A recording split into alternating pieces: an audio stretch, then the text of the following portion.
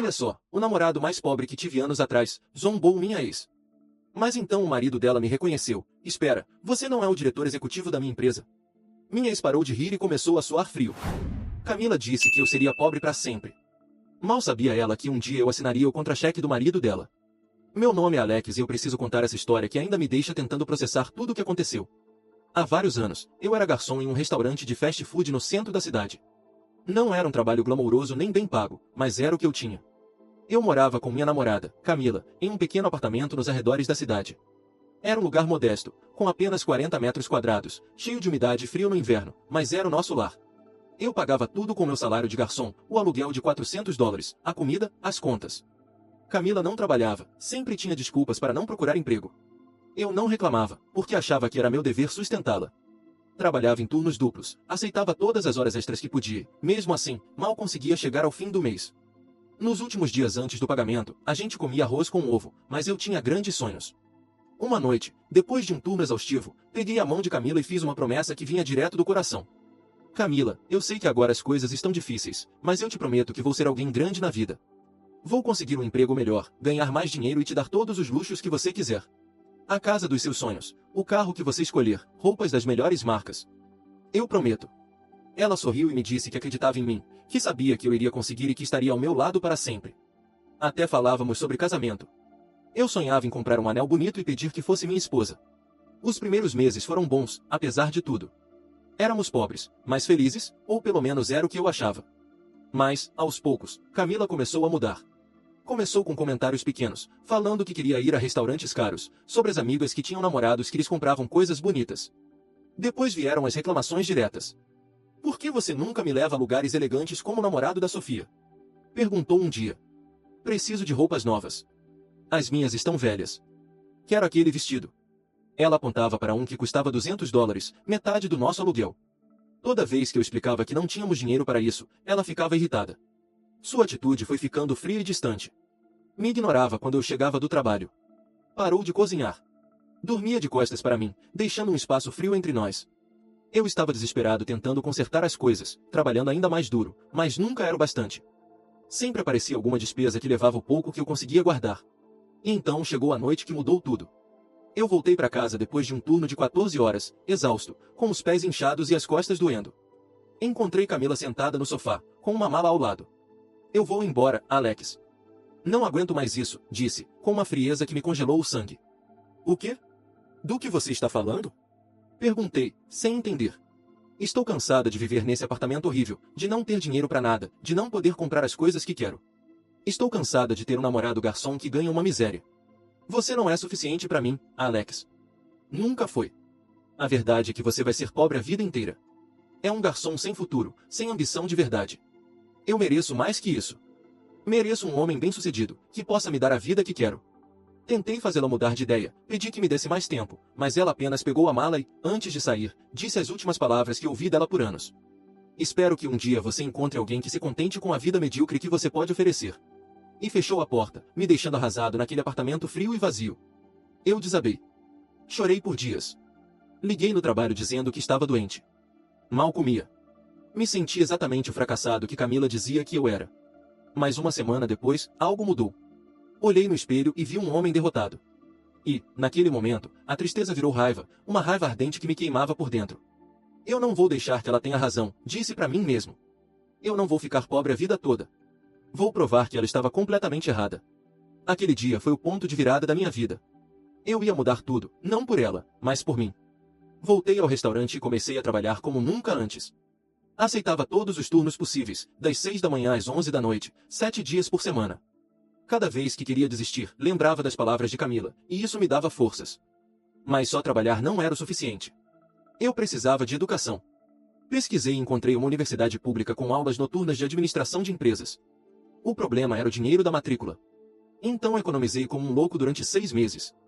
Parei de comer fora, comprei roupas de segunda mão, cancelei TV a cabo e internet. Cada centavo ia para minha poupança. Finalmente me matriculei. Minha vida virou uma maratona brutal. Trabalhava das 6 da manhã às 3 da tarde, depois ia para a faculdade das 4 às 9 da noite e estudava até a meia-noite. Eu dormia 4 horas por noite e repetia o ciclo. Chegava às aulas ainda com um uniforme de garçom, porque não tinha tempo de me trocar, mas nunca deixei que isso me impedisse. Foram 4 anos de sacrifício extremo. Houve momentos em que quase desmaiei de cansaço, noites em que quis desistir, mas eu não podia me dar esse luxo. Me formei com honras. Depois, enviei centenas de currículos até conseguir meu primeiro emprego como analista júnior em uma empresa de consultoria. Meu salário era 3 vezes o que eu ganhava como garçom, mas eu queria mais. Muito mais. Continuei me destacando, implementando melhorias, liderando projetos importantes. Tornei-me alguém a quem recorriam para resolver problemas difíceis. E então, 3 anos depois de me formar, recebi a ligação que mudaria tudo. Um headhunter de uma das empresas mais prestigiadas da cidade queria se reunir comigo.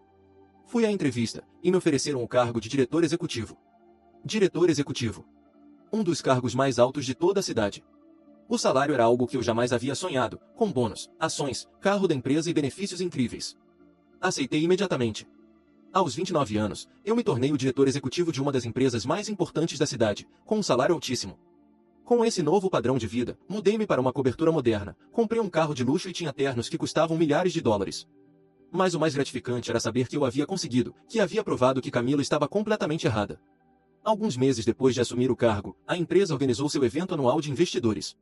Era uma gala elegante no hotel mais luxuoso da cidade, frequentada apenas por executivos de alto nível, empresários de sucesso e investidores milionários. Como diretor executivo, eu era um dos anfitriões principais. Vesti meu melhor terno, sapatos de couro genuíno, um relógio suíço e cheguei em meu Mercedes-Benz da empresa. O salão era deslumbrante, lustres de cristal, mesas finas, garçons servindo champanhe e uma orquestra ao vivo tocando ao fundo. Enquanto circulava pelo salão cumprimentando convidados e fazendo networking, eu a vi. Camila. Minha ex-namorada. Estava ali, a poucos metros de distância, com um vestido verde esmeralda e o cabelo preso em um coque sofisticado. Parecia mais velha do que da última vez que a vi, mas ainda era atraente. Usava joias que pareciam caras e conversava animadamente com outra mulher. Meu coração disparou. Depois de todos esses anos, ela estava ali, em um evento ao qual apenas pessoas ricas e influentes tinham acesso. A ironia era quase cômica. Tentei manter distância. Não queria confusão. Mas, enquanto conversava com um grupo de investidores perto do bar, ouvi uma voz familiar atrás de mim. Mas olhem só, se não é o Alex. Virei-me devagar. Lá estava Camila, com uma amiga ao lado, ambas com taças de champanhe nas mãos. Camila me olhava com uma expressão difícil de decifrar, algo entre surpresa e algo mais que não consegui identificar. Olá, Camila, respondi com calma, embora meu coração acelerasse. Ela se aproximou, e a amiga a acompanhou. Vi as duas me avaliando de cima a baixo, reparando no meu terno caro, no relógio, na aparência de sucesso. E então, Camila soltou uma risadinha, aquela risada condescendente que eu conhecia bem, a que ela usava quando se sentia superior. Não acredito que você está aqui, disse, com um tom carregado de sarcasmo. Me diga, Alex, o que você está fazendo em um evento desses? Foi contratado como garçom para servir as bebidas? A amiga dela riu junto. Senti o sangue ferver, mas mantive a compostura. Anos de reuniões corporativas me haviam ensinado a controlar as emoções. Antes que eu respondesse, Camila levou o tom da voz o suficiente para que as pessoas próximas começassem a prestar atenção. Mas olhem só, o garçom fracassado. O namorado mais pobre que já tive. Sério, Alex, o que você está fazendo aqui? Achei que esses eventos não deixavam entrar qualquer um. Ela e a amiga explodiram em gargalhadas. Algumas pessoas ao redor olhavam, visivelmente desconfortáveis com a cena que Camila estava provocando. A humilhação tentou subir pela minha garganta, aquele velho sentimento de inferioridade querendo voltar.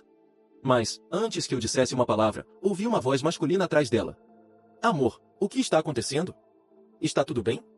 Um homem de cerca de 35 anos se aproximou, colocando a mão nas costas de Camila com familiaridade.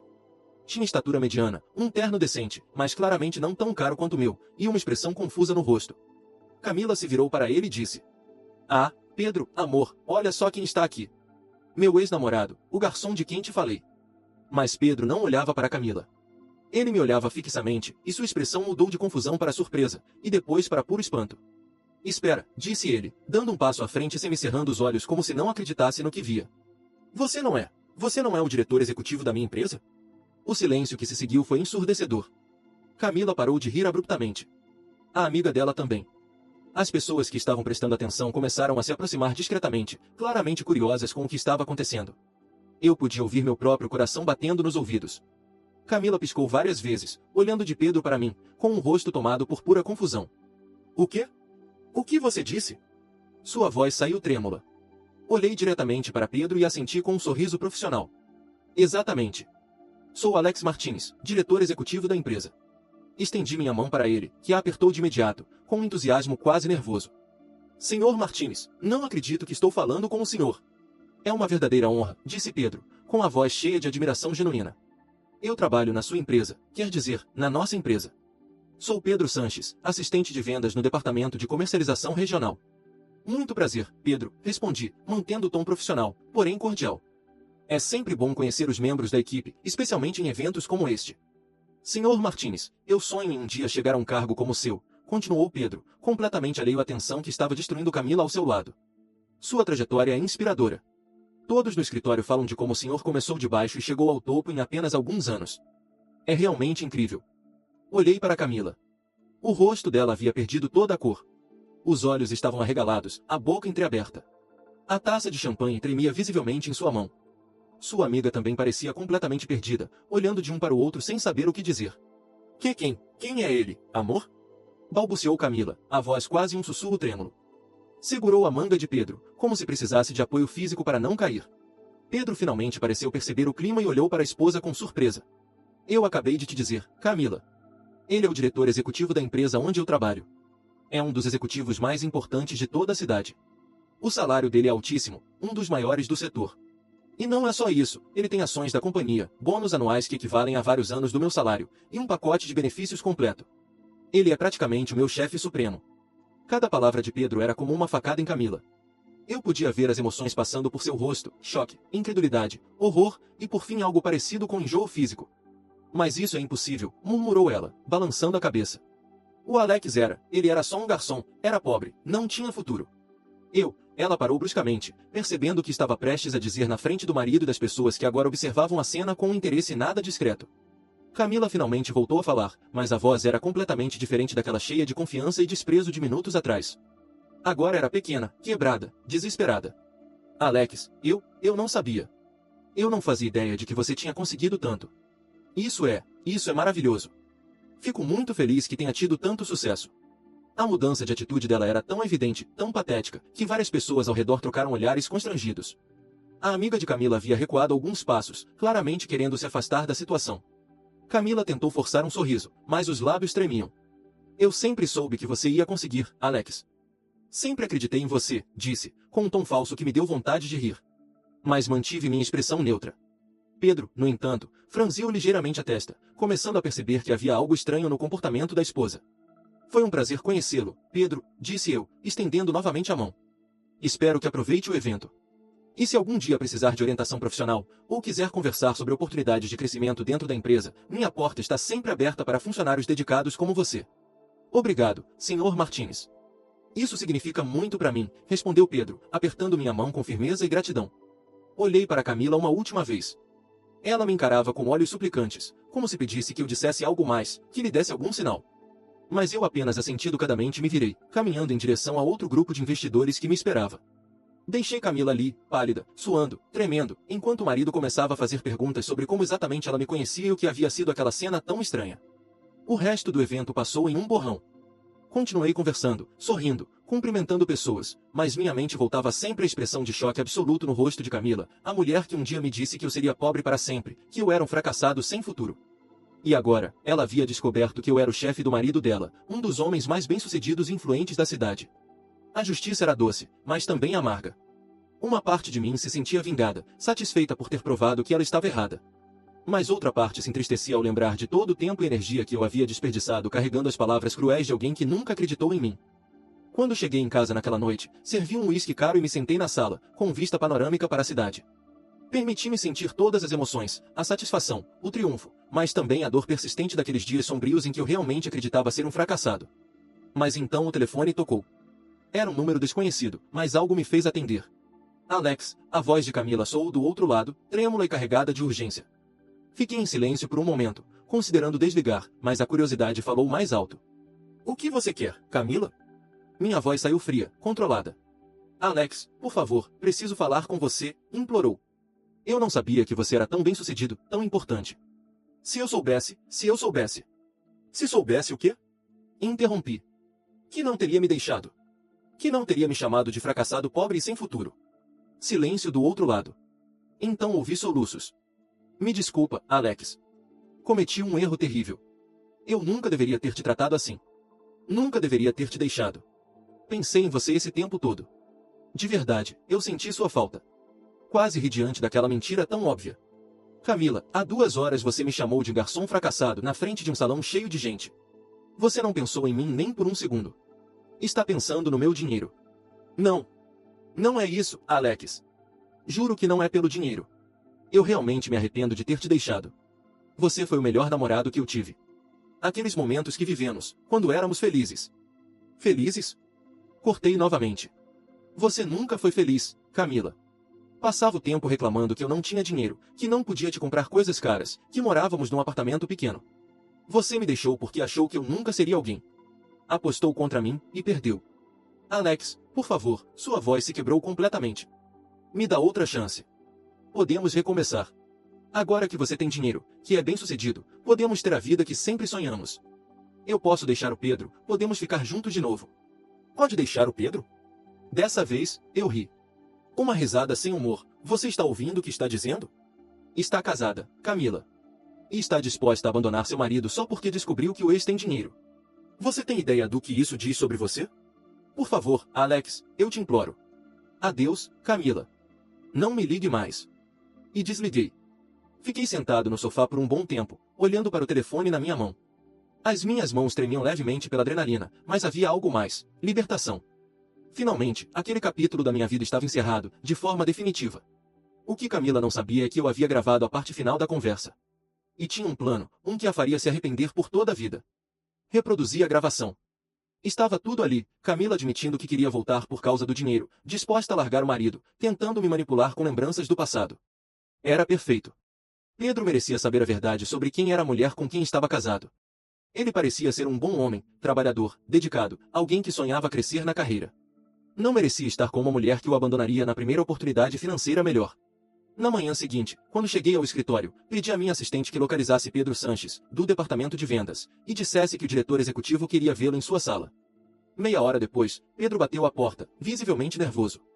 Entrou com expressão apreensiva, provavelmente achando que havia feito algo errado.